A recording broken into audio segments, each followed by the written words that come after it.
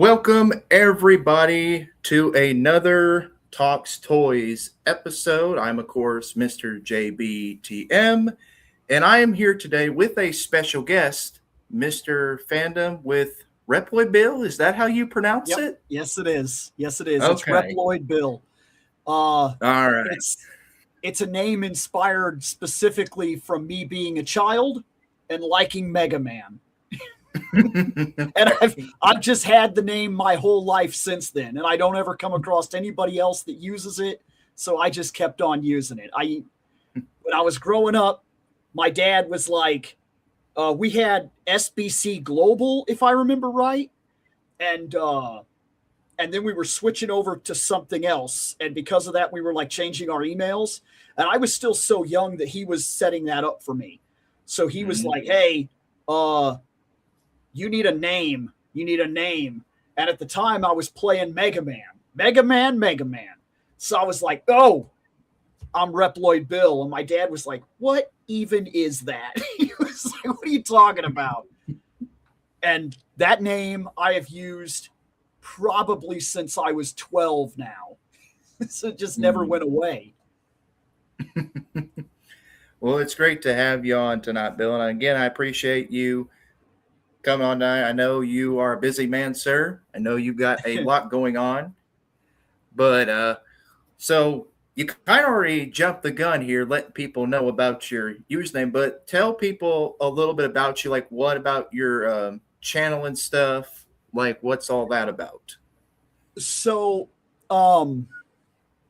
there are going to become brabble. There's going to be people that know me from other stuff, okay? But in terms of this, in terms of Fandom with ReploidBill, that the reason I went to that name, because this channel was keeping up with the X-Men. This channel was just ReploidBill. This channel was a video game channel at one point, and it just kept bouncing around from one thing to another, because I have all these interests. And it's really hard for me to lock myself into one thing. I don't understand when I actually have trouble when people can do that. It doesn't even make sense to me. Like, and sometimes I admire it, if you want the truth about it. It kind of blows my mind when people are like, I like Ninja Turtles. And then they stop. And I'm like, waiting, like what? And they're like, no, that's it. Like, I watch Ninja Turtles and I play Ninja Turtles and I collect Ninja Turtles and just Ninja Turtles. And I'm like, how does that work? Like, I don't know how people's minds do that, where they can, like, I mean, I can hyper focus into a thing and learn about it, but I can't stick with like one thing, as you can see. So at one point, and I'm not 100% sure when this started, but I was leaving Keeping Up with the X-Men. I'd had a couple of events that kind of chased me out of the books.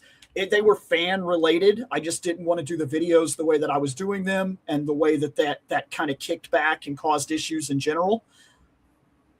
And so what happened was I decided to just do everything. And I called myself Fandom with ReploidBill. And I knew that I would be doing my other shows, so this channel would barely get used. That's the way I thought about it.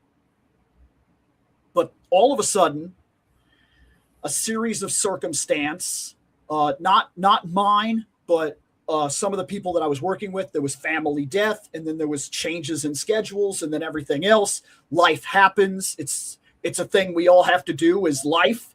So, like, before we knew it, Fandom Night and Reploid Productions and all these other shows, they were closing. And I had to come back to this channel if I wanted to keep doing anything. And so I had to figure out what I was going to do. And I had this name. And I was like, well, right now I'm just doing everything. So I did like Gundam talks and things like that. And then one day, it may have started along somewhat of G.I. Joe. I don't I don't know. I think at that point I was still mixing in a lot of other shows, but I did a Snake Eyes review. And I just did your standard, hey, this is a G.I. Joe, and he moves like this, and he does all the things that G.I. Joes do. And I remember shortly after doing that, I got on a couple of toy topics. Like there was an article called Kidults and stuff like that. And I started talking about a lot of that stuff. And I started talking about like some of the stuff that I was seeing in the industry and stuff like that. And before I realized what was even going on, it hit me. Everybody does toy reviews. Mm-hmm. And part of it confuses me a little bit, because if you were a G.I. Joe guy and you collect G.I. Joes and you already buy all G.I. Joes, then when I pick this guy up and go, this is a G.I. Joe, and he moves like this, see? And you're like, I know, I have that. And I'm like, why are you watching my show? Mm-hmm. What are we doing right now? And I started realizing that there were all these channels out there that already did this. They showed off the figure, and then they talked about the figure. And it was always a review. And then it hit me. I have all these years in podcasting, and I have all these years like just living life, I guess is the best way to put it. I mean, I'm 42. I have all these life experiences. I know that my life stretches back to an odd point, because I grew up without the internet, then got the internet, then grew up into technology. So I'm in this weird age that puts me in between everything. So I could talk about what gaming used to be, but without attaching the nostalgia that somebody else that's in their 50s is like, gaming has changed and I hate gaming now because, and I'm like, I hate that guy. I still play games today on the PS5, on the Xbox One, on the PC, brand new releases, and I enjoy them every bit as much as the games I used to, but they are different. And then I did one episode, I don't remember exactly what one it was, but I picked up the figure, and instead of talking about the figure, I talked about the memories that were attached to it. And that's what I told everybody. I said, look, I have a collection rule, and it's the absolute most important collection rule that I hold my entire life to, my collection to. That back there is a museum. Every single item in my collection has to have a story, a memory, an attached reason. And if it doesn't, it's got to go. And I started being very serious with that. And every episode suddenly became, I was no longer doing toy reviews. I open Wonder Woman and I talk about why. I talk about the connected attachment to it, why I care about this figure, what this means to me, why I would put it on the shelf. I do and that's the entire first part of every video I do is a discussion. I might talk about Cammy, and yeah, Jada made a fantastic Cammy. But when I bought that Cammy, what I was thinking was my life in tandem with playing Street Fighter and growing up and giving a crap. Yes, look, man, she's so fantastic. That's crazy that you have her that way. She stands in my wrestling ring over there, and that's exactly, I have her with the hand, and she's doing I have the little face that looks like she's blowing a kiss. That's exactly how I have her set up on my wrestling ring back here. Nice. That's fantastic. Dude, and she's so good. But I got to realizing everybody's going to say that. Who's not going to come in, review the figure, and talk about how great Cammy is and how it moves and how it looks and the paint job?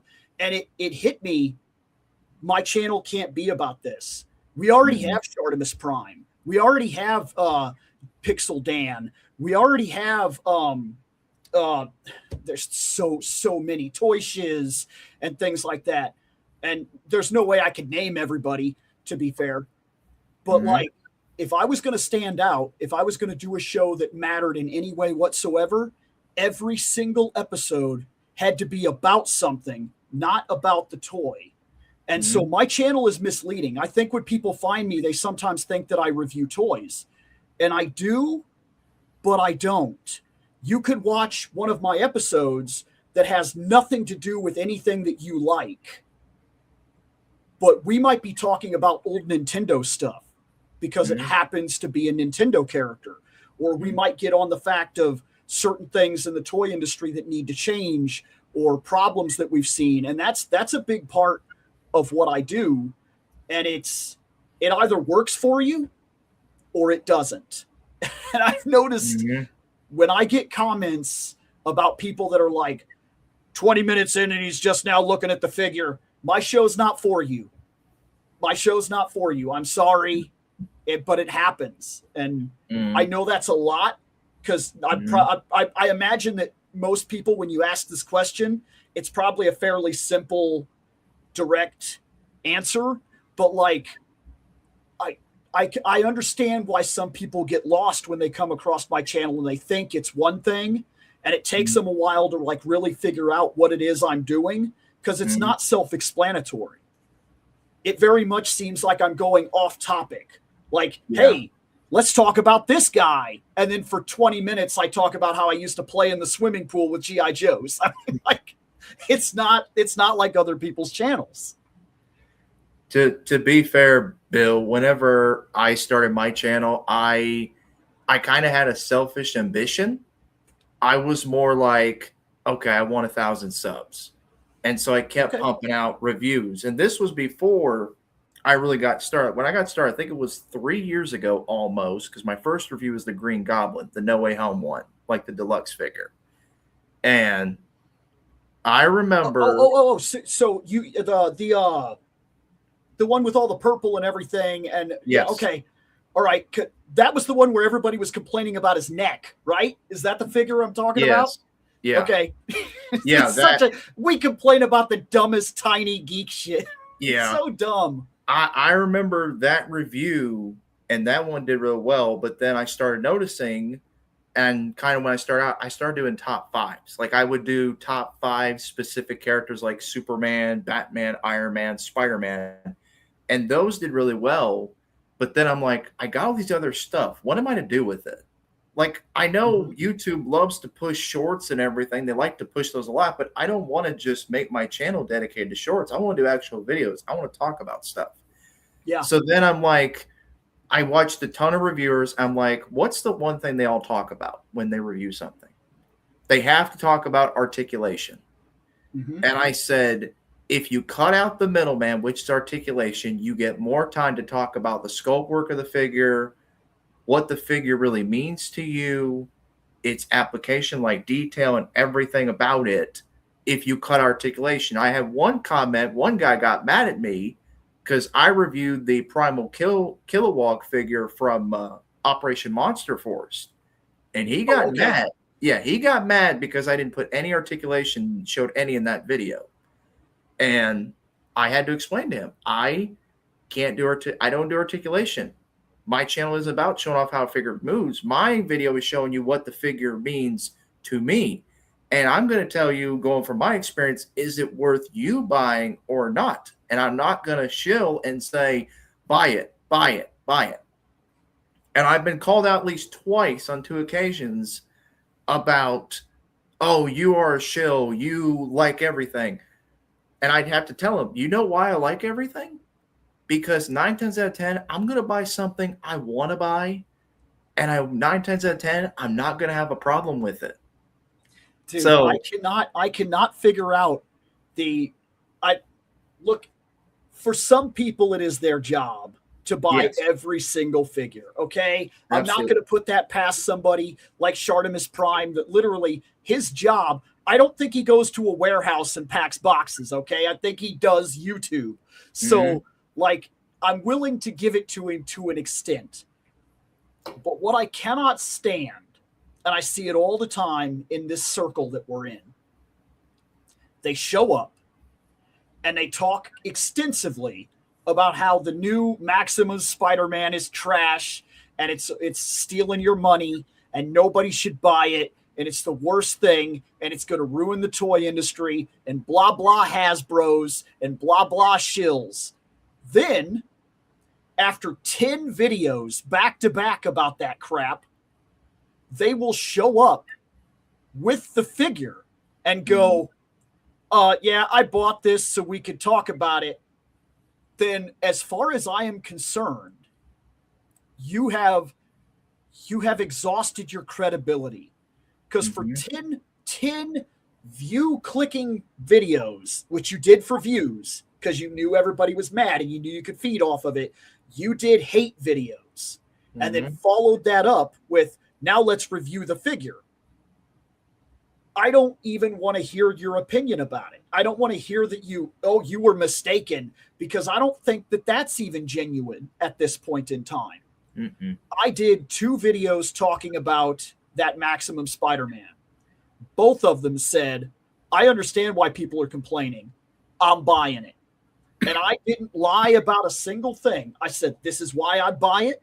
This is why I'd justify it. You're going to have to find a reason to justify it yourself. I'm not going to tell you how to do that, and expect to see it on my channel.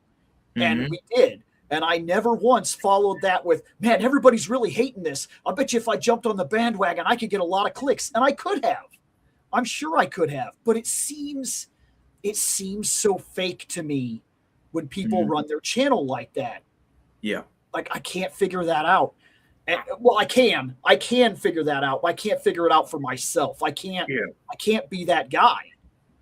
For sure. Now, I will tell you when I'm a shill. Okay, I'll tell you exactly. This right here, this is me being stupid. They released a Spider-Man that I already had that had some black on it. I bought this thing. All right, you want me to talk about how I'm stupid? This right here. All right, I know when I'm screwing up. Okay. To be fair, I did a thought video as well on that Spider-Man, and I said the only thing wrong with it was, it was overpriced, and that was my only criticism with it, because I grew up with Todd McFarlane's Spider-Man. That was my Spider-Man I grew up reading in the comics. And so to see them do a iteration of 90s Spider-Man, I'm like, I'm buying it. I grew up a big Spider-Man fan. I mean, my first film that I remember going to the theater watching was the 2002 Sam Raimi Spider-Man film. That was my first film I went to go see in the theater as a kid. Really? Yes. So Spider-Man's always been my number one superhero ever. So when they revealed this, I was more excited than mad. I knew it was going to be a pretty penny, but I said, you do remember that Hasbro's a company before a collector, right? They they have to make money. Otherwise, they're not making money. We're getting nothing out of it.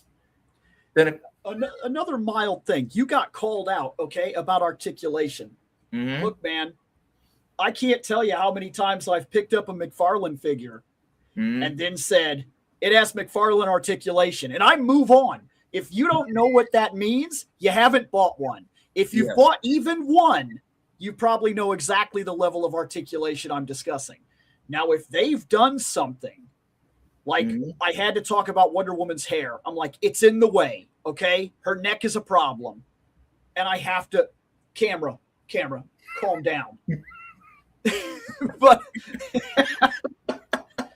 but if you have bought any of these figures, you should pretty much know, unless they do something like when they released Hawkgirl, her articulation is different. They altered the arms to guarantee the wings would work. I did have to talk about that. But otherwise, do you really need me to tell you that it has knees and elbows and it'll move exactly like everything else you've bought in the line for the last 5 years? Like, do you really need that from me? No, I think it's just when people watch so many tour reviewers and they see the same formula of, here's the packaging, here's the sculpt work, here's the articulation, here's the accessories. They kind of expect every tour reviewer to do that same layout, especially when a YouTuber gets that figure out first, like a video of it, like they're the first ones to get a video out. People expect to see every know-how that the figure has to offer. And I'll tell you, Bill, I kind of like I will say this, I like the way you go about when you design a figure, that you don't look at videos. You go by a photography shot or pictures from others when they have the figure in hand. You judge that way. And I've been trying to do that myself, because 9 times out of 10, you can't trust what a reviewer says, because a lot of times a toy reviewer is going to, like we said earlier, they are going to shill for that company most time to get free stuff. They'll praise something and they'll tiptoe over all the issues. Like, perfect example, when I did the Heroic Signatures Conan figure, you've seen that video, and I know you have that figure. When I was so excited for that thing. He's the right. Yeah. He's camera. Back up. We're just talking about Conan. He is back there. I swear he is. Oh, I'm wrong. He's down there. He's right there. Yeah, he's right next to Necron. Yeah, we'll definitely be talking about Conan later. But yeah, when I got that figure sent to me, I was so excited to open up, only to be crushed when I saw all the paint issues and all the QC issues my copy came with. I was crushed. And thankfully, though, right afterwards, I emailed Big Bad, and they're like, we're going to send you a copy for free. We're sorry. We apologize sincerely that you had these issues. So they sent me a copy that did not have the issues whatsoever for free, no charge. But I think what mostly made me upset was I've had to pay $93 for it. Yes. Shipping and taxes. Yes. And because I paid that much. If you're paying nearly $100, little problems are big problems. Yeah. Like, I'm willing to forgive a lot with a $20 figure. I'm willing to overlook a lot of your problems and just say, hey, sometimes, they're not that great, or we have a paint problem, or yada, yada, or I'll have to fix this, or I can live with this little scuff on the knee or whatever. But, like, if you're selling Necron, and Necron, which is basically blue naked man in a bathrobe, look, I know what I bought. I know what I bought. And if I bought him for $130, I know that the biggest thing was buying the chair and getting naked man in a bathrobe. And he better be a very good naked man in a bathrobe, because if he's not, I'm going to be irritated. Like, that's a lot of money. Spade, I love your comment, man. I'm here to level complaints about the toy industry and chew bubble gum, and I'm all out of bubble gum. I understood that reference, sir. Thank you. But anyway, so Bill, next topic point is, what is your favorite toy lines to collect, and what is your experience and feelings on the product? Ouch. What do I like back here? I gave you a few hours to prepare. I know. So this topic gets difficult with me because of how I collect, but if I have to pick toy lines that I'm kind of focusing on, one of them, I don't have a choice. Okay, it's not my favorite toy line in the world, but let's be honest about the situation. I buy a lot of Marvel Legends recently. In the last 4 years, I have nearly quadrupled my regular intake of Marvel Legends. And that is because they started doing things that I wanted. I wanted Danny Ketch Ghost Rider for so many years, I can't even explain it to you. But every time they did him, they would do either something that I wasn't 100% on, or it was just him. And personally, if you're going to sell a Ghost Rider that doesn't have a bike, you didn't sell Ghost Rider. You didn't. If you're going to sell a Ghost Rider that doesn't have his car, you didn't sell Ghost Rider. It doesn't feel right to me. It feels like half the character is missing. What is it you think about when you think about Ghost Rider? That bike. They said, hey, Bill, here's a bike. And I was like, oh, all right. Okay, you got my money. And there you go. Hey, Bill, Maximum Spider-Man. Okay, all right, you got my money. Hey, Bill, Jean Grey with a Firebird. Oh, Marvel, stop. Before I knew it, then they were like, hey, Bill, Dragon Man. And I'm like, oh, my God, stop. Give me a second to breathe. And then they immediately came back and they were like, hey, Bill, You know how every Hulk on the market costs like $240 on aftermarket? Yeah. Well, we've got a $60 Hulk that everybody's complaining about. Man, but that's the cheapest and best available market item.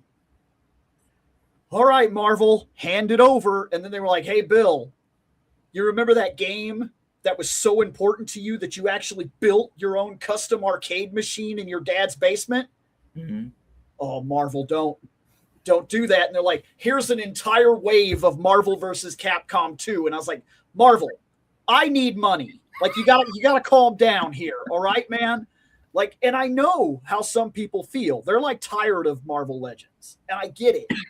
But for some reason, while everybody else was talking about how Marvel Legends went downhill and it's in a stagnant form and yada yada, like the last 4 years, they have hit me over and over and over and over. And I can't figure out why. And even the reissues, like I didn't have a Professor Xavier. And they were like, here's a future chair. And I was like, oh, crap. All right, yeah, I do want that. Hey, Bill, we're doing Lizard. All right, I'm dumb enough. Yeah, let me get that. Hey, Bill, we did Gray Suit Black Widow.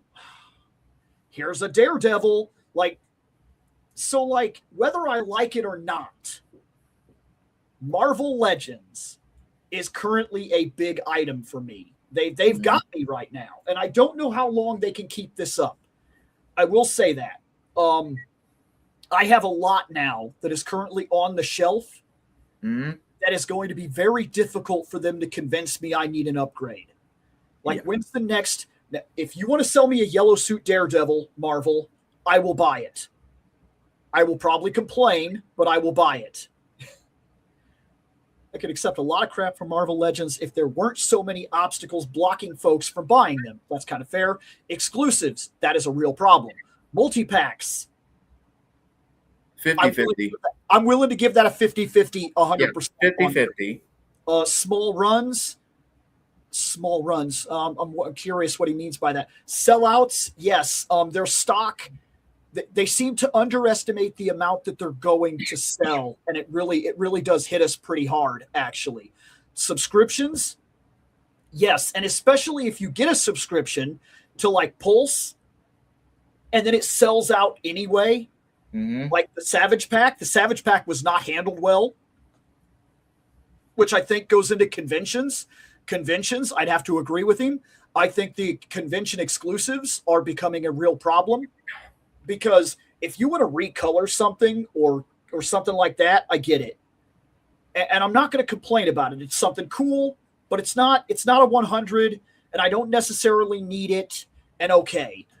But like when you make the Savage Land Rogue a convention exclusive, then promise it on Hasbro Pulse, and then Hasbro Pulse has so few inventory of a character that has been demanded for over a decade, and you sell it even to the people that had your Prime account. What's it called? Prime Plus, whatever. Your members. You became a member. You signed up. You tried to bash Savage Line Rogue. She sold out in less than 4 minutes. So even the people that had the pre-hour that were supposed to get the best chance, even they didn't have a chance. Like, that is a big mishandling. Now, I do like... yes, I'm over here tonight. Yes. I think I like the made to orders. I think that's brilliant. I think that's the way that should be done if you want to do something like that. And I can agree there's problems with Marvel Legends. 100%. I'm buying it enough to completely agree with you. But man, they're doing so many things right now for me. I don't know about other people. Look, I got the Daredevil I wanted. And like I said, I was able to name guy after guy after guy after guy that all of a sudden they've just ran my bank account. So like Marvel Legends is a big one. Another one that I'm focused on, I would have to say McFarlane DC, only because it's dying. It's on its way out. There are certain things that I wanted, At the end of the line, he really is doing some things that have really caught my attention. And that Volt collection is brilliant. That should have been a thing before he started losing the line, because there's so many different things that he put out in such limited quantity that the Volt collection being made to order, that's the way it should have been done to begin with. If you want to consider yourself an adult collector's line, we need to be honest about what that is. Most of us are at work. We don't even have a chance to pre-order if we want to. The item sells out immediately. It's impossible to get. Some of the stuff sells out, not even, it's a limited quantity. Some of it's not even scalpers. I know people are like, scalpers, and I will not argue that. I know that's a problem. But some of these things that he's doing, like, it's not that they're being scalped. It's that there's not enough of them. Like, it's true that I saw the Wonder Woman everywhere and that she has been abused. People bought the crap out of her because they knew she was going to be worth something. She should have went made to order as soon as you saw a scalping market around it. And he didn't. So I'm not going to claim that he's been perfect. No. Otherwise, there's only one other line that I would, because I pretty much got what I want from Motu. I don't know what else. They're releasing things here and there that catch my attention. I would like a Wondar Masterverse. I saw that. I know it exists. They have it. I like Wondar. It would be cool. But am I tripping over myself for anything Motu at this point? I have 3 shelves of Motu. I think I'm pretty set. Like, I like this new Chronicles line that they're doing, and it has my attention. But I'm cherry picking like crazy from that thing. I bought Orko. I bought King Grayskull. I bought Skeletor and He-Man. Now I'm waiting. I want a classic Tila. I want to see what they're going to do with a classic He-Man design. Things like that interest me. Otherwise, there is something I'm hyper-focused on. But I don't have any of it. I know it's weird. And it's it's Epic Hacks. I've pretty much pre-ordered every single thing that they are releasing. That. Look, guys, I'm going to tell you something I tell everybody on my channel all the time. I'm 42, okay? So I'm an old Bill over here, okay? I'm sorry. I've reached that point. Sometimes there's some old man crap in me, okay? And every now and then I feel it bubble up and I do some old man stuff. That right there, if go back and really think about it. Really think about it. When was the first time in your life that you saw Conan figures?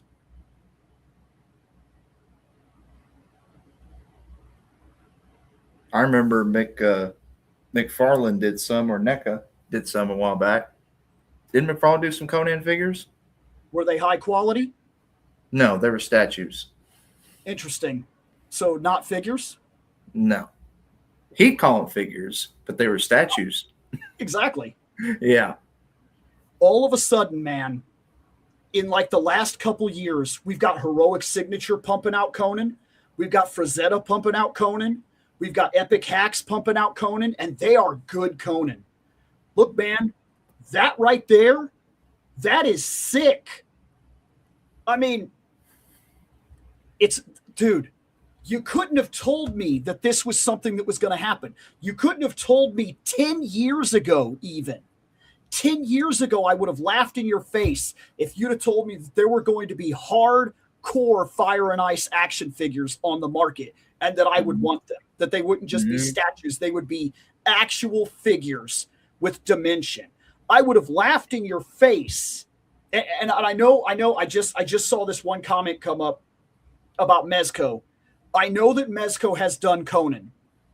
Yeah. But as a person that has bought many, many barbarians, 5 of my shelves are barbarian, I'm going to tell you something about Mezco. And look, you can think whatever you want about it, okay? You can feel however you want. I know Mezco is good, but it harbors a huge problem for Conan the Barbarian. I have a King Conan on the shelf. Mm-hmm. He is smaller than everyone on the shelf. Gilius Thunderhead is a dwarf, and he is bigger than Conan the Barbarian, King Conan. The women on the shelf are bigger than him. Tila is bigger than him. Skeletor from Origins of 5.5 is bigger than him, wider than him, taller than him. I like what they did. He looks great. I won't deny that. But Mezco scales so small that he looks strange next to every other figure. And I have a lot of lines that I can compare him to. When the only people he seems to be taller than are the 5.5 Crouching Ninja Turtles, that's a problem for me. It is, anyway. And yes, once again, somebody down here, Gilius Thunderhead is Storm Collectibles. Yes, I realize that. But look, the Red Sonias that are on the market, they're bigger than him. Mm-hmm. Boost Collector makes figures bigger than him. Yeah. These figures, I'll bet you when I unbox them, they're going to be bigger than him. Like, he is tiny. It is very strange to me to say that, but that Conan is tiny. And Super 7 Conans, they're fine, but they move like classics, and that's a very old kind of figure. Like, at this point, we have moved well past the classics line of body articulation. Yeah, it's like they don't want to update the body, so like we'll reuse an old Motu Classics body instead to save money. And I mean, if you're doing movie Conan, it works for Arnold because he had that build back in the day in the Conan movie, so it makes sense for him. But when you do it for other characters and other figures, it doesn't make sense.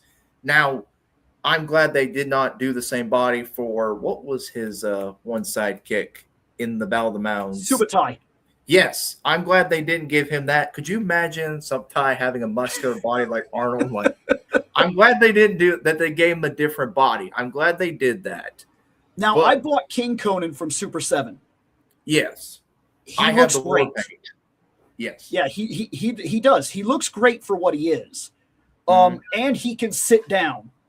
Yeah, that sounds like a weird comment to make, but he can sit down. Super 7 Conan over here, this guy right there, he can't sit down. His legs will not allow him to sit on his own throne. And also King Cole, king, throne. A guy that sits upon a throne, he can't sit down. That is a very weird problem in action figures that, like, this is old man crap. I grew up with G.I. Joes. My figures have been sitting down since I was 5 years old. And now I'm buying $80 Super 7s that can't sit down. What is that? Yeah. I think it is that Mezco wants to try to be realistic with their figures, so they try to do soft goods on all their stuff, and they try to be like DC icons, where they try to be true 6-inch scale. So they're like, if we keep it 6-inch, they scale with our line, because they're not thinking about scaling it with other toy lines. They're thinking about having their figures scale with each other. And that's their I'm 100% idea. For that. And then I get that. Yeah. And then because the soft goods clothing, you can't really stretch the material that they use. Otherwise, you risk ripping and breaking it. Do you remember how bad that Mezco Michael Keaton Batman was? Like how many problems everybody had with rippage and stuff? So it's not bad they use soft goods and actual like soft good material, but sometimes they need to sculpt parts and not sew it together.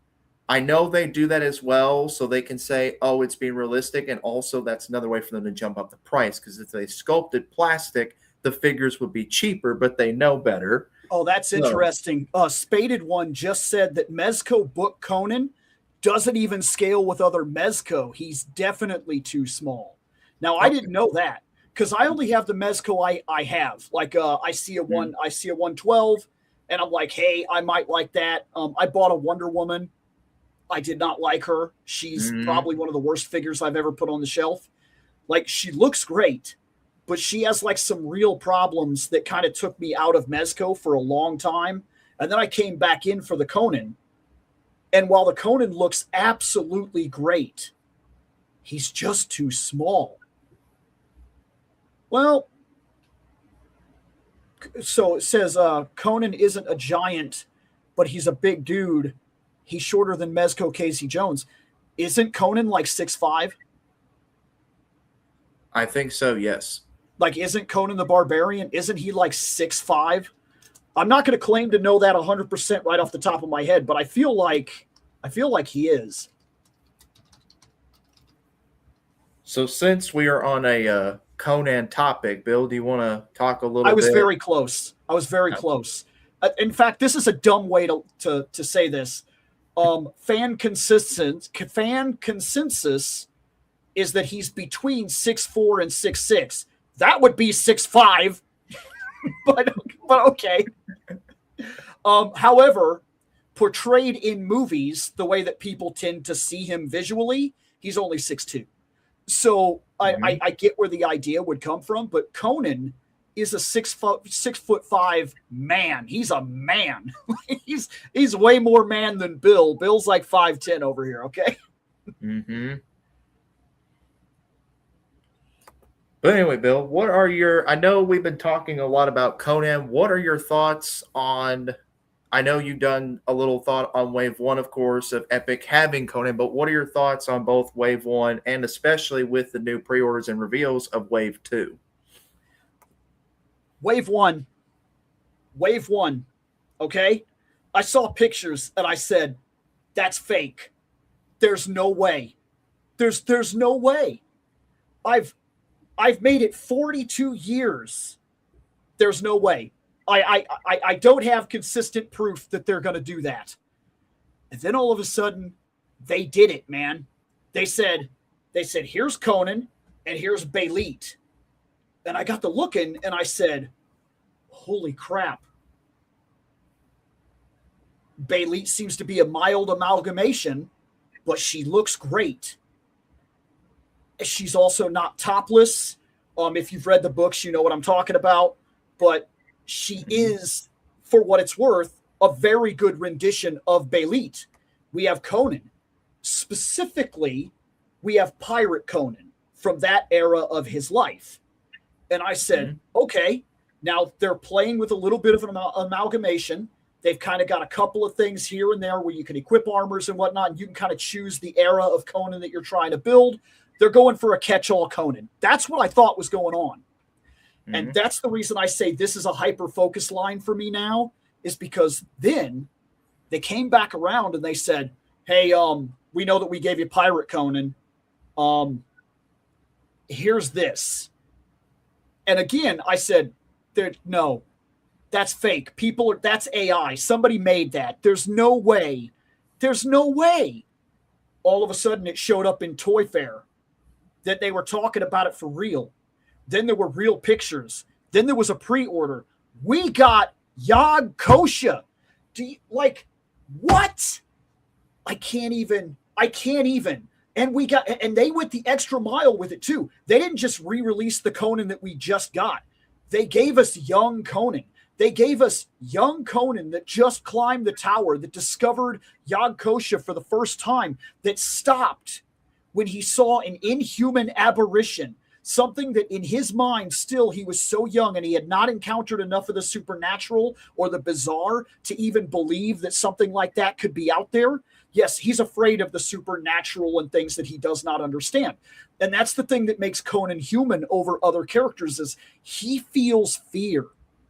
Like, I kind of get tired of characters like, and I love him, but let's be real. Wolverine's scared of nothing. He's a tough guy and he cuts everything and he's scared of nothing and he's just the biggest tough guy in the world. Like, we're lacking the human element.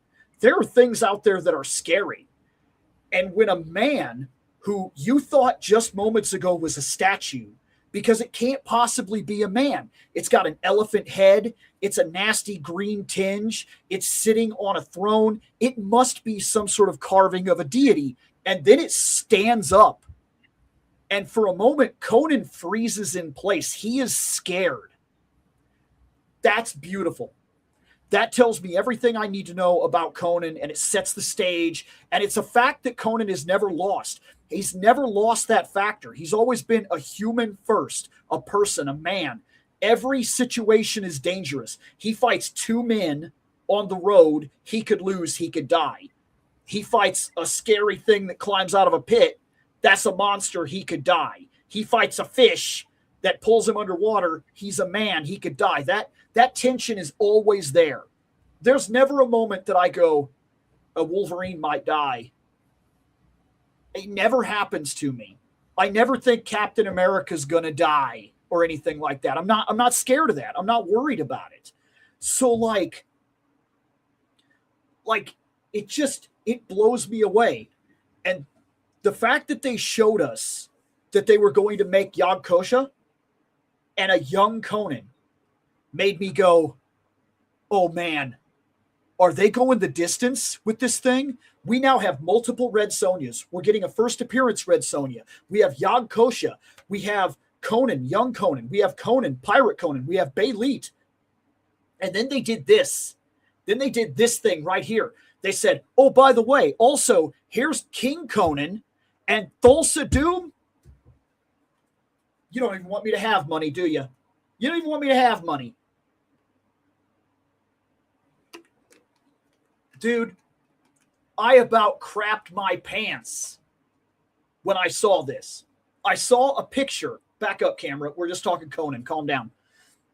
When I saw this, it freaked me out at first. I saw that there was a skeletal hand and it was holding a big hand and it said, pre-orders coming soon.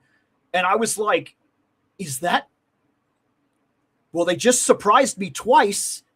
So like, if they literally got the one up on me 2 times in a row, maybe this is real. Because why would it not be real at this point? And yes, that is the character that James Earl Jones played. But they modified him quite a bit from what he was in the books and the comics, like quite a bit. They couldn't exactly.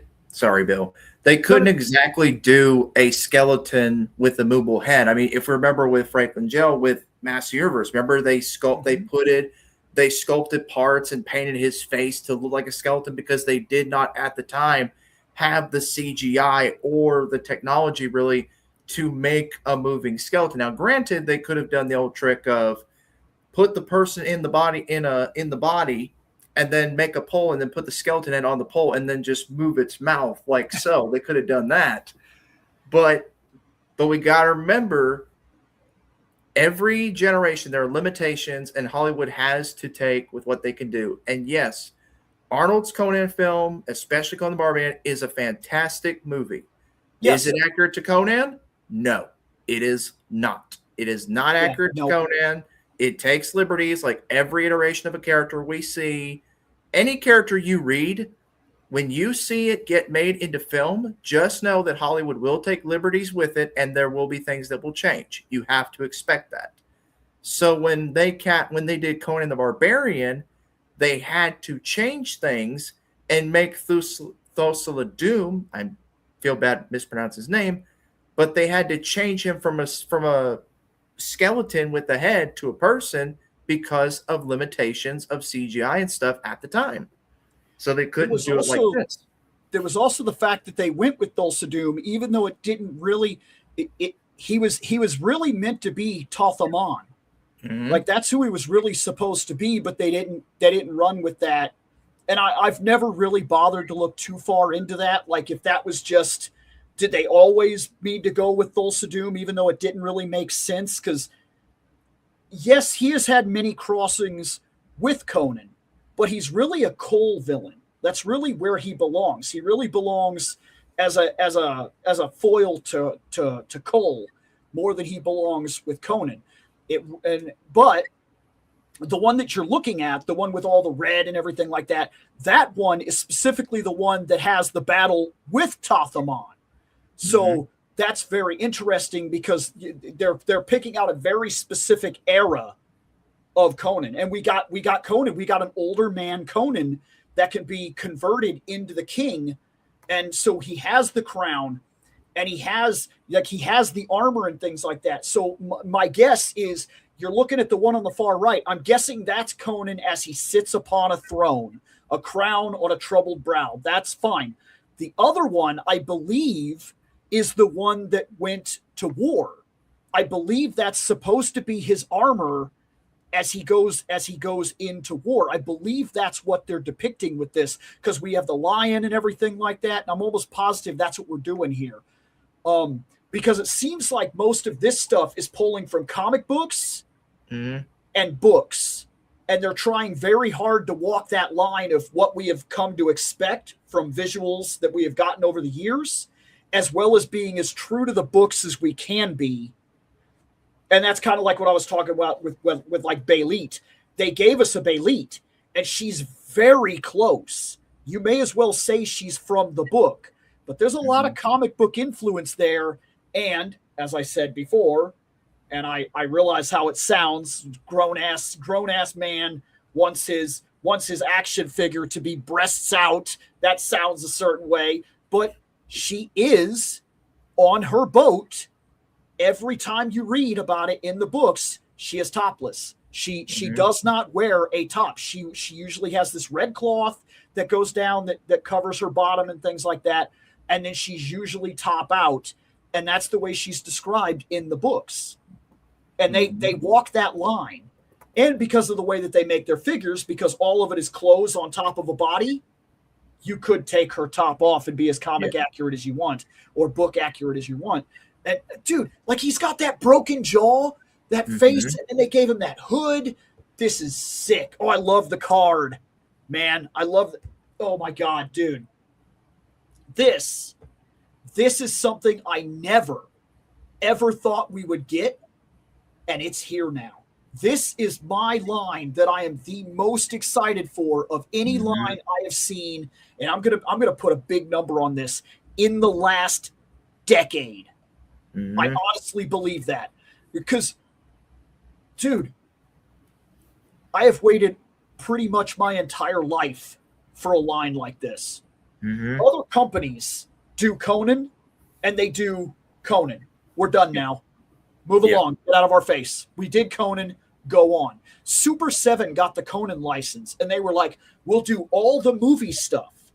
And I'm like, all right, okay, all right. I see us expanding. And then they're like, here's Conan.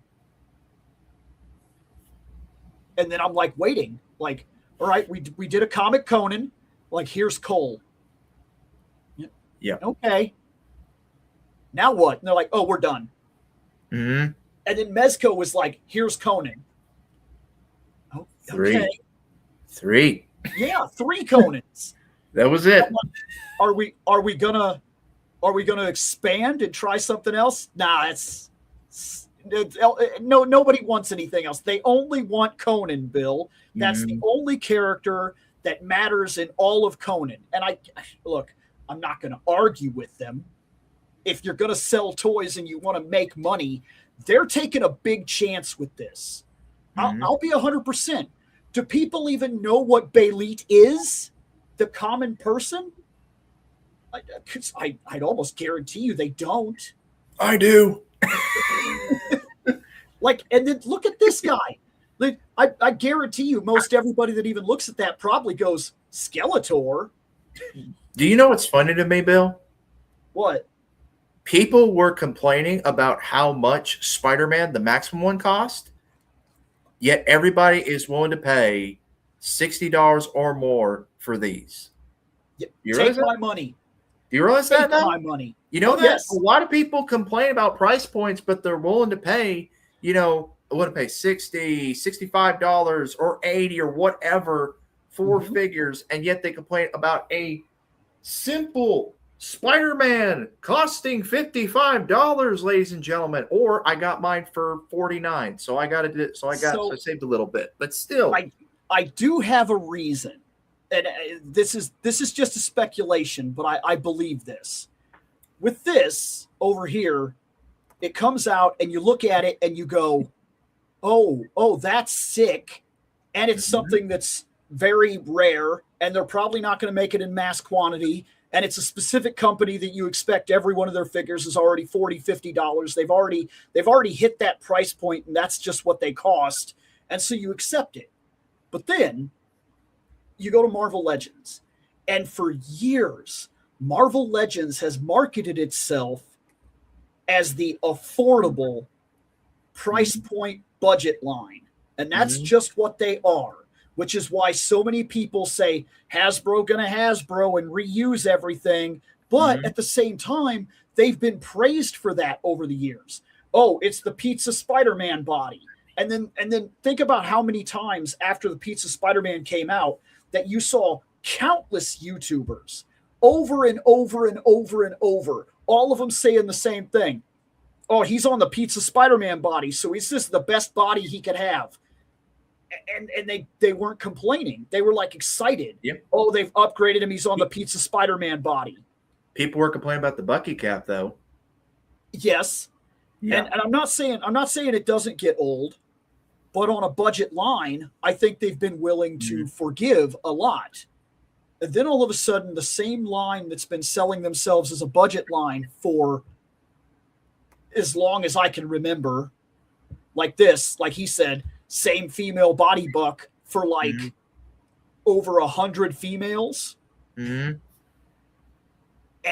like, you didn't even have to ask. You just knew. They were like, here's a Spider-Gwen. Oh, that's on the female buck. It wasn't even like, you couldn't even pinpoint what one it was. It's just, that's the standard female buck.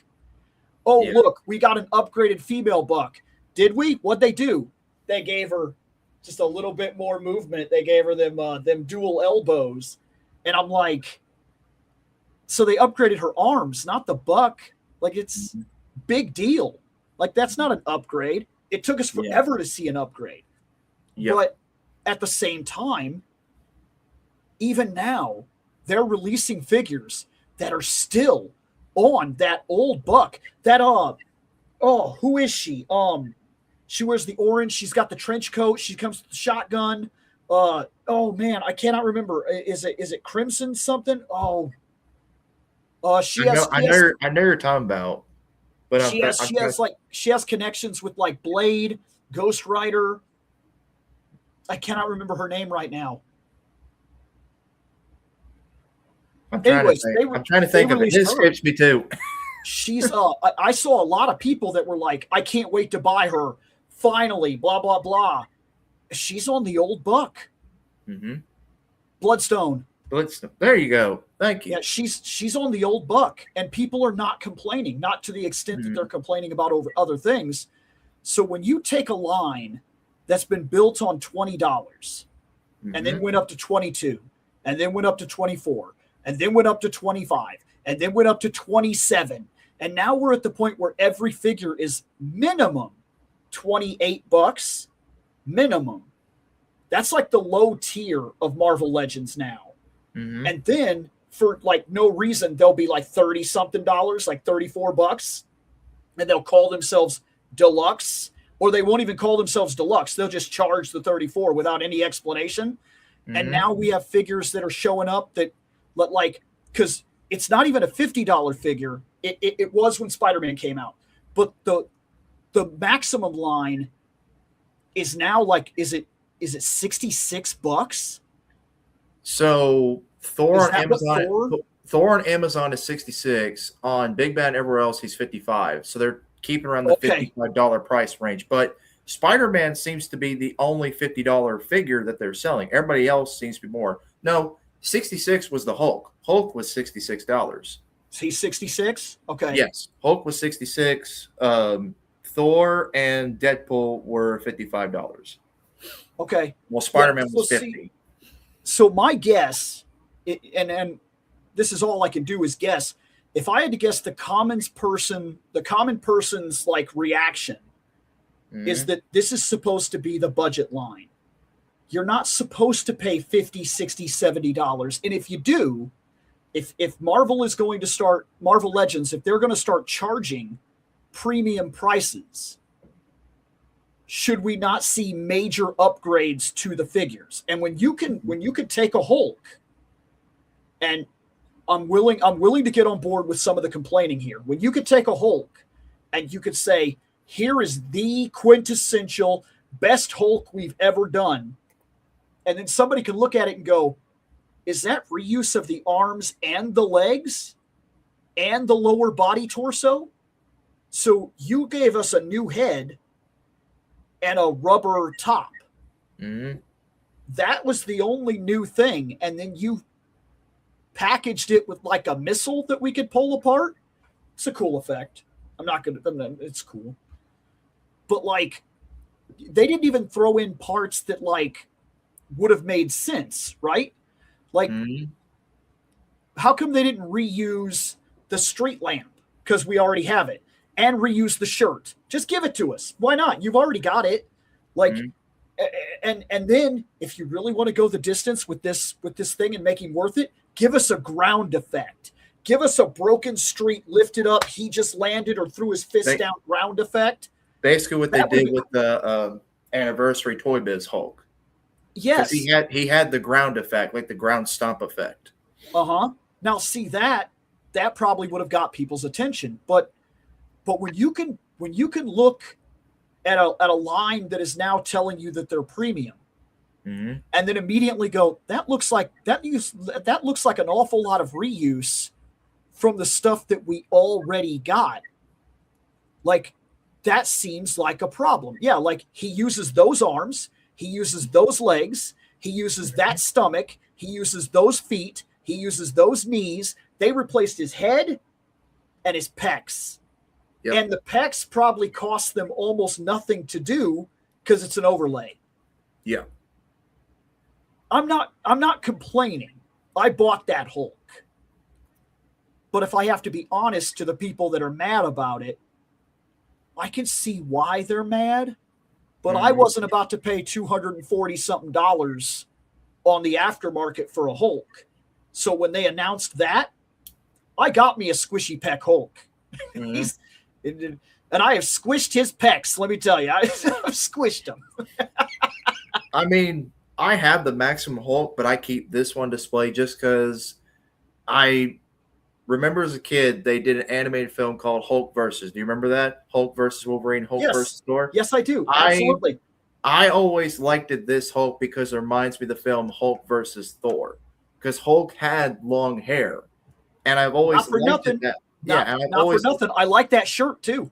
Yeah, this I actually I got this off AliExpress with a because the Red Hulk was so expensive. I never got the reissue when it came back out, so I got a KO and it came with the shirt. So now I could just pop it on any Hulk I want, and now they wear it. I have the orange shirt because I got the gray one, the first appearance Hulk that came with the Bruce Banner that will not stand up. Lucky you! I've been trying to get that one. He will not stand up. His feet are stupid. Does he have a peg hole? Or does he not? No. He doesn't have a peg hole? I think so, but he has those stupid dress shoes that they give to some of the characters, and his pants are like in the way, so you can't really adjust the way his feet work. And he just falls over constantly. He's like a big pain. I like him, but I detest him. Like this, I'm just like, stand up. But that Hulk is cool. That gray one and that green one that you saw, I like the head, like you said. I do like the way that the hair and everything is. I thought it would have been really cool had the stars aligned, and I would have been able to get the first appearance Wolverine Hulk pack, but they didn't. And I wasn't going to pay at the time, because before Maximum Hulk came out, the prices on Hulk figures were outrageous. I did an entire video where the only thing I did was try to buy a Hulk online. And I was like, this guy wants 240. This guy wants 90. This guy wants 180. I was like, I'm not doing that. There's a $60 Hulk that's going to be more than fine for what I need. I'm buying that. Maximum, here I come. Mm-hmm. I still have not bought that Thor. I need a Thor. I want a Thor. Do I want that Thor? Kind of. I kind of like that suit. I kind of play the waiting game, and I kind of play the waiting game because I know they'll eventually release a classic Thor, like the one everybody was complaining that Maximum wasn't. So I'm just waiting. Not that anything against that design. It's just I want classic on my Marvel Legends comic show. I want that hammer. I want that swinging hammer, man. I know that's a stupid thing to complain about, but how you gonna make one of the coolest Thor effects in history and not put it on the Maximum figure? Yeah. You know something, Bill, I just realized? Yeah. Thusla Doomir, he's got wired cape. Is it wired? His cape is wired. I'm actually wondering that myself because I'm noticing that they do this, but sometimes I see this in like the Batmans that they're releasing for the kids line and the core line. They do these pictures where it shows the cape like flying, and I'm like, the cape can't do that. So it makes me wonder, is that what this is? Is it just like BS, or is that a wired cape? And I was wondering the exact same thing. The cape is wired. You can tell on the sides underneath his arms the cape is wired.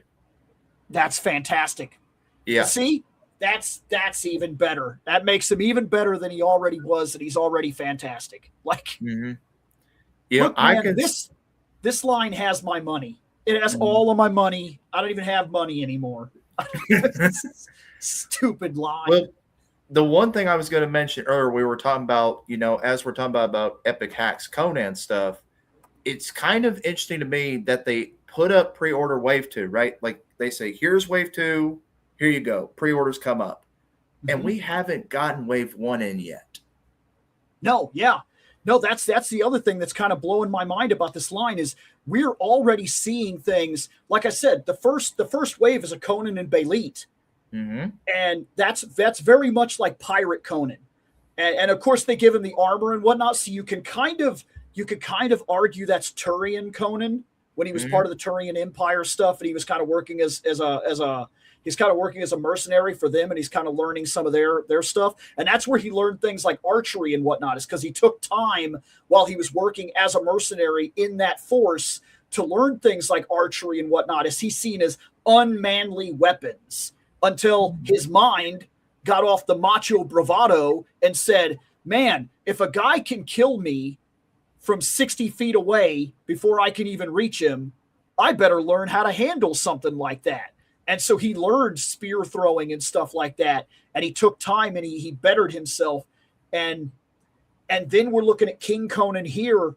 And that's technically the third release of figures, like you said, because the second release of figures is Kosha and a young Conan. So like we've already seen 3 major releases, like 6 figures, plus all the Red Sonja stuff that seems to be coming out alongside it. Because now we have Steampunk Red Sonja, which I have no interest in, but it's there. We have First Appearance Red Sonja. I bought that. We have regular Bikini Red Sonja. I bought that. We have a Gold Bikini Red Sonja. I have not bought that, but I'm going to be honest with myself. If I find extra money in my pocket, I might buy that. We also have the Black, White, and Red Special Edition Red Sonja, which is kind of taken from the books that are only done in black, white, and red. And that's a very cool art style for Sonja. It just works. And then, like, I didn't buy that because she wouldn't go with anything else on my shelf. That's the truth. So, like, she would be so standalone. In fact, she would go with one thing on my shelf: my Ninja Turtles. I have what I call Sin City Ninja Turtles. They're all black and gray except for their masks. That's the only color on them. I got them in a 4-pack. I got them on clearance. I got them for $20. So, like, that's the only reason they're on the shelf. I like how they include, like, the alternate, like, parts where you can make, like, different looks. Like, we look here, like, here's a regular Barbarian Conan, and then you can put him in armor. But then you can also just take off the skirt piece right here, and you can put it on this Conan and take the gauntlets, and you don't even have to put on the armor at all. You don't have to put that. You don't have to put the helmet head. You can customize these, like mix and match them. Like over here, if Wave 1 sold out, which I know it is right now, so you have to get a wait list on Big Bad. But if people miss out on it, you can just take the armored chest piece off this Conan, take these boots, put them on him, take those cuffs, put them on him, and take the regular head with the regular hair. You can just make a normal shirtless Conan this way as well. The thing about Conan, it won't look like this. It won't look with the teeth, but it'll be pretty close. If you don't want the first wave Conan, or if you miss out on it, you still have a way to do it with the King Conan. But go ahead. No, I was going to say the thing about Conan that's so great and it works so well with the Epic Hacks, though, is that Epic Hacks is built like this, where they're kind of like there's a man body. And then once you have the man body, you could kind of put whatever armors you've collected and things like that onto him at any time. But Conan actually works that way. When he first was fleeing the city and jumped onto the boat and ended up as one of the pirate crew, this gets a little complicated because he ended up on a different ship, and then they went out to sea, and then that ship got attacked by Bayleet and the Black Corsairs, and then he ended up joining them rather than walk their plank. He became one of their warriors, and then became the mate of Bayleet, and then from there kind of became Amra and things like that. And so if you're going along that term, there were times that he wore that chest plate. He wore it on the day that he fled the city, and then he took it off, and then he would put it back on at different points. Like if they were going off the boat and the Corsairs and him were going off the boat, and he knew that he was going to fight something serious, he'd put it back on. Sometimes he had a gauntlet. Sometimes it was broke, or it tore, or he lost his boots because he had to take the boots off to do something else, and then winded up having to swim down this well and get deposited in another part somewhere. His boots are gone. They're gone. Conan is the one thing that kind of drove me crazy about the movies. It's a stupid minor detail amongst the many other things you could complain about, but there was one thing that I felt was kind of bizarre. They give him a sword. And everybody feels like this sword is this big deal, that like Conan has a specific sword. He doesn't. Conan uses the items that are available to him when he has a chance to use them. And that's it. If he loses that item, he gets another one somewhere else. He's not married to his one specific father sword or Atlantean sword or whatever else. That's not a thing. He doesn't have a specific sword. That was like given to him in the movies to be a movie prop. And by the time we caught up with him in the second movie, that sword should have been long gone. Yeah. But it's not. It's like his forever blade. He never loses it. He never drops it. He never found himself in a battle where there were 50 men and, he stabbed his sword in and he couldn't get it back. So he took the spear from the next guy and screw it. That sword is gone now. He's not married to his weapons like that. But in the movies, he is. And that's fair. That's how studios sell merchandise. That's 100% fair. Yes. Well, Bill, I'd say we got a little bit of time left. Should we discuss a little bit about the main topic for tonight? Yeah. So, the topic that we were discussing tonight is, should we get in the hobby of toy collecting just for nostalgia alone? Your thoughts? I think this is somewhat nuanced. So here's the thing. I've said it many, many times. I'll say it many, many hundreds of other times because of the way that I collect and the way my show works. Everything in my collection has a story. And if it doesn't, it's got to go. You might laugh, like we talked about this. This is me being stupid. This is a nostalgia buy. That's all this is. He's got a torn arm. He's turning black. He's got the suit. It's making a change. I was like, oh my God, give me that. Give Bill that. Bill wants to buy that. He's just dumb enough to buy that. Look, man, I think that realistically,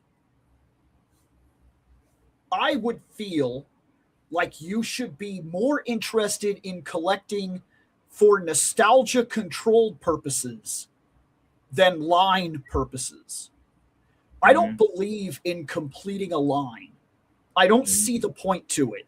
Like, you get into G.I. Joe and you like G.I. Joe, but what do you like about G.I. Joe? Do you really want to buy every single figure that comes out? Because some people do. That's what they do. Do you want to buy every single Ninja Turtle, regardless of whether you even know anything about them? Because I Mhm. can't tell you how many times I watch something and like I'm looking at a toy reviewer or something, and I'll see it constantly. In fact, I see it with things, especially right now, where like um people will say something like, "Oh, you know, I bought I bought this King Conan. I never even knew he was a king." Like, what? Why Mhm. did you buy it? Like, what relevance does Th- that have to you? It's just going to go in a tote and you're going to forget about it and it's going to sit somewhere forever. And then one day you're going to be digging through your stuff and you're like, "Oh, that's right. I bought every single thing in the line because it said DC on the front or whatever." Like, look, I have this guy. Who is that guy? I don't know. They That sold it. And you just, who cares that about, like, that reminds me a lot of Robo, where he's like, when he reviews a figure, he's like, it's either going to go on the shelf or it's going to go in the bin. I'm like, yeah, man, you got these new figures. Why are you putting them in a bin? Why? yeah. And of course, I mean, of course, companies do like to send him stuff, and not Robo is not a bad guy. He No, is no, a no, great no. guy. I've had conversation or two with him before. He is a good guy, very honest man.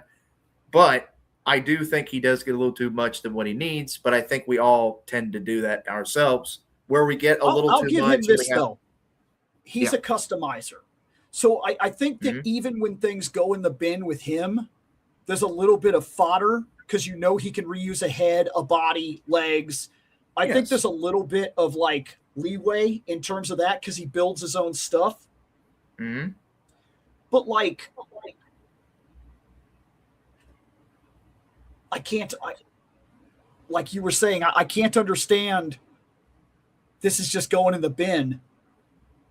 Didn't that cost you like $60? Yes. Like, It doesn't make sense.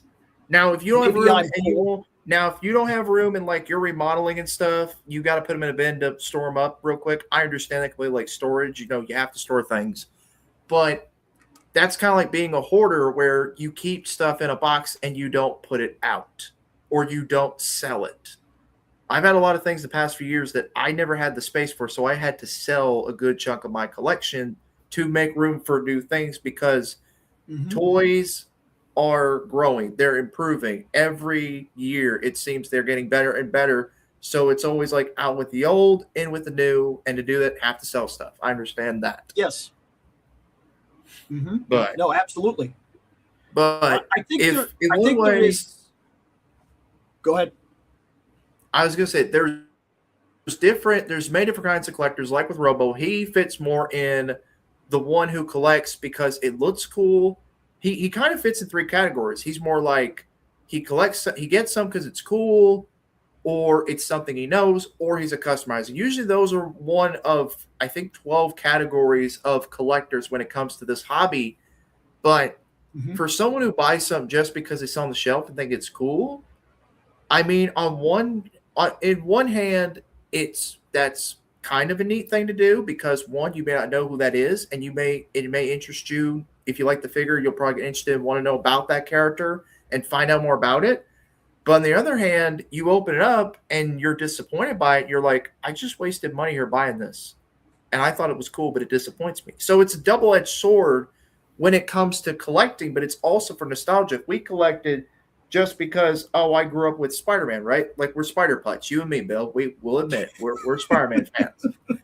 If we collected all Spider-Man, then people would say that they say we're insane because we're collecting because we're fans of Spider-Man. But if we pit like certain items, like, oh, you're collecting for nostalgia, that can be pretty dangerous as well, collecting for nostalgia, because that means you'll have if you like, say, this IP of Marvel, DC, Turtles, as you mentioned, Motu, you're going to collect everything from all those properties. Yes. You will. And that is Yes. dangerous. So you have to Yes. really, and this is my advice, and I don't know, and you may have input in this, Bill. For those who are starting collecting, listen, just really think hard about what you want to collect before you start purchasing. Because I made that same mistake myself when I got back into really collecting back in 2019.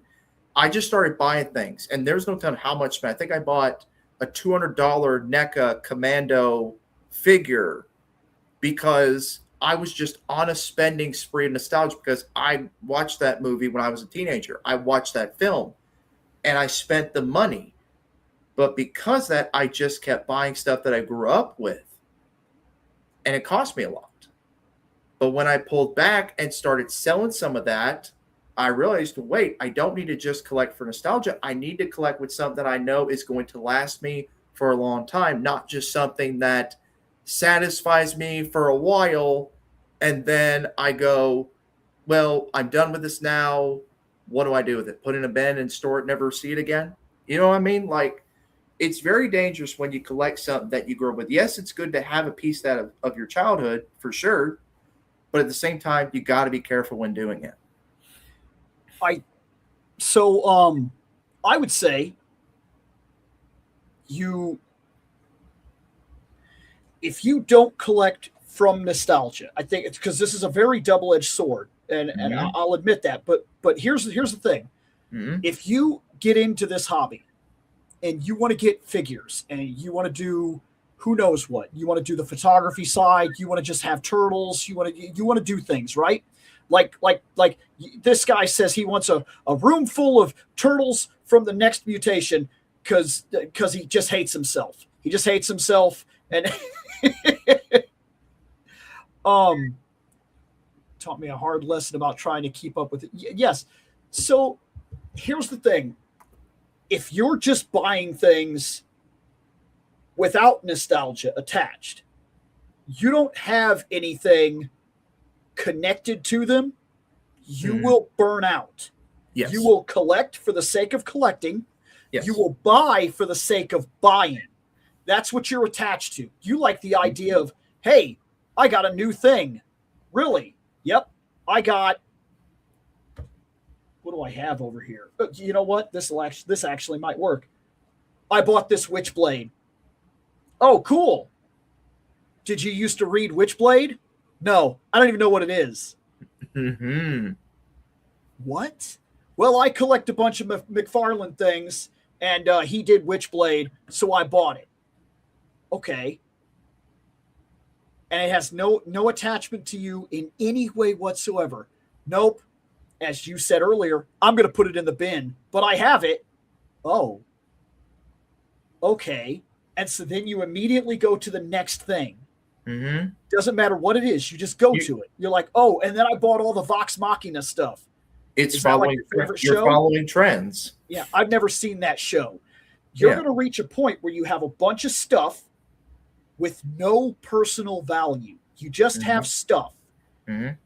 And you're going to burn out on this hard because none of it really matters. But if you collect under a nostalgia, you have to control yourself and understand what is real and what is only nostalgia. Because your nostalgia is going to lead you down to things that matter. Mm-hmm. But do they matter because you're now old and you wish your life was easier? Because a long time ago you went to a theater and you watched a movie as a kid and you remember that movie? Okay.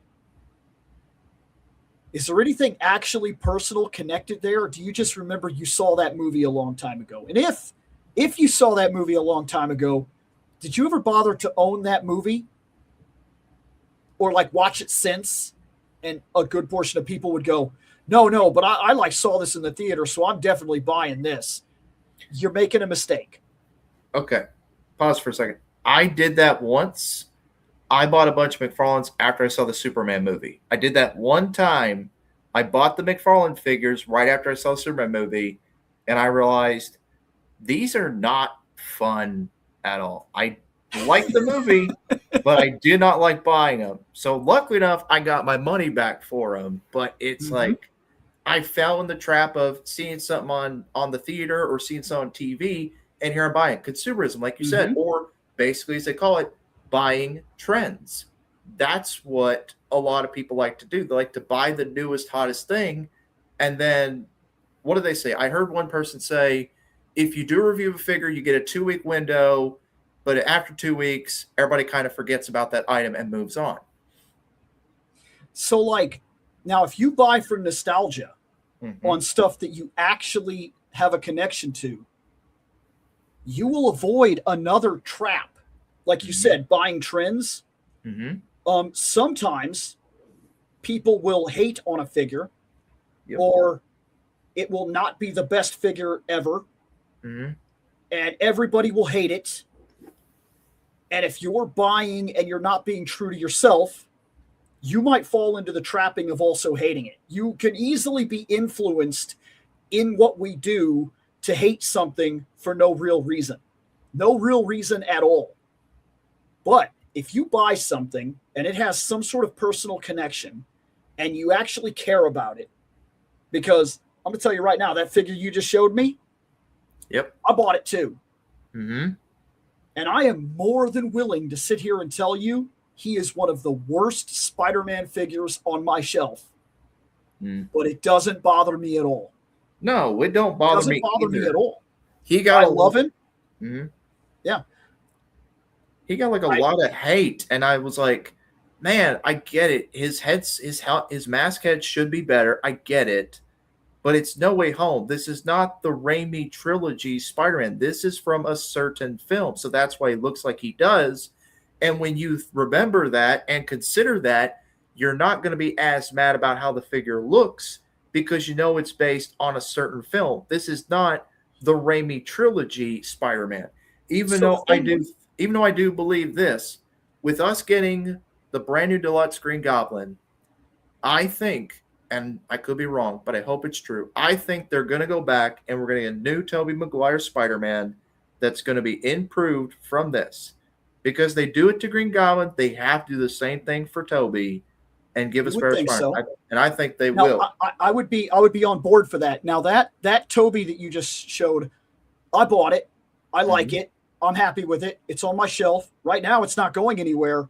But if you play around with your figures and you like to pose, you'll notice very quickly that he looks like he should be able to pose very well. He does not.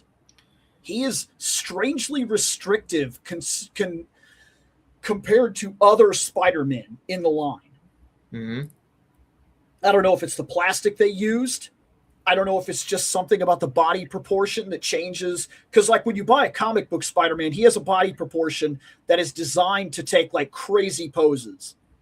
Maybe to keep it more human-like because they were doing a movie figure. They stayed away from it. I don't know. But he doesn't. It feels like he's very restrictive. Like you can't get the movement you want from him. And it because he's got a little bit crazy. Because he's got a drop-down hip function, but it's stuck. Like you can't drop the hip down. It's in there, but it's stuck in place. You can't move it. And then he's got a cut right here at his neck, which many people assumed, oh, the unmasked one's going to come with an alternate neck piece. He's got a cut here, all three Spider-Man do, and there's no hinge. There's no like Punisher and Daredevil, for instance. They got double ball pegs at the bottom of the top of the neck.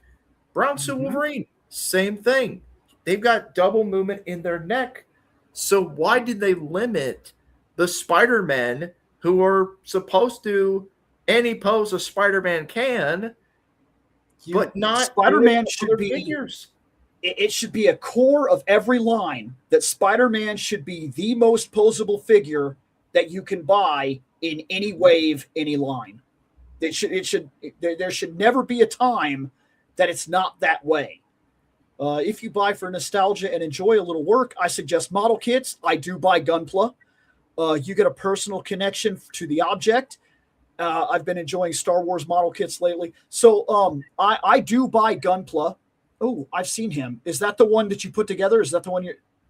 Hold on, let me fix my lighting. Yeah, this is from Toy Story 5. This is the new Blocky's Buzz Lightyear that I did a video of a while back. See, now Very. that's one of those things that I this is what I was talking about with nostalgia. Mm-hmm. I like Toy Story. I enjoy Toy Story. I don't think, and anybody can have whatever opinion they want. In terms of the main line, I actually don't think they've done a bad movie. Sure, one might be better than the other, but that's not my argument. Consistently, I can watch any one of the Toy Story movies and go, I like that movie. Like, I genuinely enjoy that movie. I don't think I've seen a bad one. That's impressive to me with as long as it's been going on. Mm-hmm. And one of the things that I really like is that in general, but when I walk myself backwards a little bit, what part matters to me? The movie. And I own every movie. And right now, that's enough for me. It's one of those things that I have not put on my shelf because it hasn't hit me to do so, because I'm very happy with the movies. Kind of like everybody would expect one of my all-time favorite trilogies of movies that has ever existed. You would think by now I would have bought the Back to the Future toys. But having the movies, that fills it for me. Like there's certain things that, like, I have Spider-Man comics and Spider-Man movies, but then they said they were releasing a Tobey Maguire, and I was like, I'm buying that. I want that on my shelf. So you just have to be real to yourself. So because I think nostalgia is important. I think it's a big factor in the collecting, but you got to know how to wheel it back. And you got to say, does this matter? Is this like a key feature in my life? Is this something I grew up with? Is it something that identifies me? Is it something? And look, I'll always tag it back to my first collection rule. Everything in this collection, every single little thing has a story, a memory, a connection, a personal drive. And if it doesn't, it's got to go. And sometimes people don't believe that. They think that's full of crap, that's not real. There's not a thing in here that I can't take off the shelf and explain to you why it's in here. Nothing.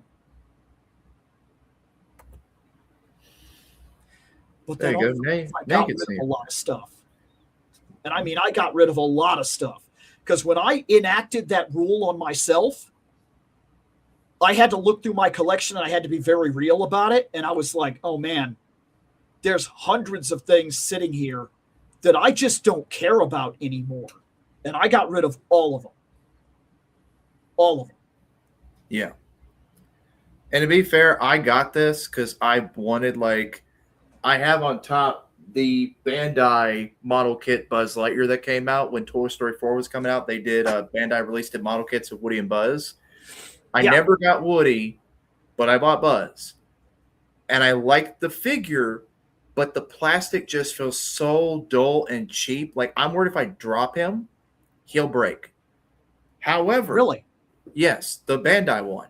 But when I put this one together, it feels sturdy. It feels like I have an action figure in my hand. Like, other than the little marks where you had to cut it off, like take off the plastic parts and put it together, if you take your time, you can sand those off and they'll be gone. Other than that, this feels like a genuine action figure to me that I only spent $25 on. It's got 3 faceplates, movable eyes, the chest piece. If you shake it, it lights up. I mean, it's brighter than what it appears to be. He's got retractable that I can pull off and alternate wings. Like this, I've got his wings in, but he has wings that separate into 4 pieces like on Toy Story 5. You've seen it. And I hope that they do a Woody in this. Because they do, I definitely would buy it. But like you said, you have to have a personal attachment to the item. And I think, like you said, that is a big part to collect in general. But you do have to be careful when it comes to that because it can really hurt you in the long run for it. Yes. If you allow yourself to get lost in this, you will burn out and you will end up with a bunch of stuff that might be very hard to get rid of It better mean something to you. This thing we do is, first off, not an investment. That's BS. Nope. It's not something, you're not going to sell all this and recoup all of your money. It's not going to happen. It's not realistic. Next, if you're just buying for the sake of buying, you will burn out. And once again, you'll end up with a bunch of stuff that you cannot get rid of unless you're willing to take a big loss. And 3, if you're going to do this, it really should mean something to you. Like, I just don't see any reason to do this otherwise. I agree. Had a little imprint on his helmet. I was trying to clean it up real quick. That's what I was doing. Trying to clean it up. Just trying to clean it up. But man, Bill, we have literally gone the hour and 35-minute mark. I think we will call it a night. But appreciate everybody stopping by. I know we've kind of rambled on. We went past the usual hour mark. But hey, this is what it's all about. We come here to chit chat and talk about toys for however long we need to. But anyway, again, appreciate everybody stopping by. Bill, do you want to tell them how they can reach and find you real quick before we go? Oh, you can so I'm mostly reachable if you're looking to send messages or something like that. Mostly I'm reachable on like Instagram. Or if you're just looking to find me here on YouTube, it's Fandom with ReploidBill. It's Fandom with ReploidBill on Instagram, Fandom with ReploidBill here. And I do actually have a Facebook group page. And I'm on there, depends to whatever extent. But most of the time, if I see people are actually talking in there or posting their stuff, I will go in there and hang out and talk. And that's pretty much the best ways. Right now, I'm still kind of figuring out if I'm going to do anything Discord-wise. I have a Discord. I have a server. It is active. And there's a lot of people that are already in there that are kind of left over from things like the Sentai Review and things of that nature. So they're in there and they talk to me when I'm on. But I haven't gotten on as much as I used to since Fandom Night shut down. It's kind of like a thing that I stop by and I check on how things are doing, and I might say a couple things and then I get out of there. I don't know yet. I'm wondering if my mind is still processing the loss of Fandom Night. It's a thing that, like, it hit me, I think, harder than I think sometimes. Because I mean, I ran Fandom Night for like a decade. Like, it was a very long time that I was in there, that I was doing that show, that I was talking about things, that we got a fan base, that we talked to people all the time. I made real friends during that time, and my friends that did it with me are literally like my family. And with everything that happened, we're not estrayed. We don't hate each other. That's not a thing at all. Not even the ones that we had real problems with, because me and Scott, we argued and we actually had real clash with each other. That was real. That was not staged. That happened on camera in real time, that me and him would be like, we'd butt heads. And even him, I go to where he works and hang out and talk to him, and I meet him at conventions and we go out to eat, and like we don't have a hate. All of those people are my family. But the fact that we can't come together to do it anymore because of the situations that have played out, Fandom Night being dead hits me sometimes. It really does. It's something I want to bring back, and I don't know how to do it. And I also don't want to do it in a way that's not Fandom Night. We're in discussion. For anybody that's in here that remembers Fandom Night, that was part of that, we are in discussion as to how to do it. It's just a matter of making it happen. And when we do bring it back, it won't be the entire crew. It'll be segments of the crew doing certain projects. We're working on it. I'm even in full discussion with Scott about doing very specific episodes. So we'll see. I don't know. But for right now, it's Fandom with ReploidBill. It's Instagram. It's Facebook. There's a group page. It's on here. That's what that I am. Well, I was going to throw it in, Bill. If you ever need anybody, you can always give me a holler. I'm more than open to help out any way I can. For sure. I do appreciate that. I really do. Yeah. He says, yeah, more robots down there. Yeah. All right, guys. Appreciate y'all stopping by. Everybody, have a good night. And as always, take care. Thank y'all.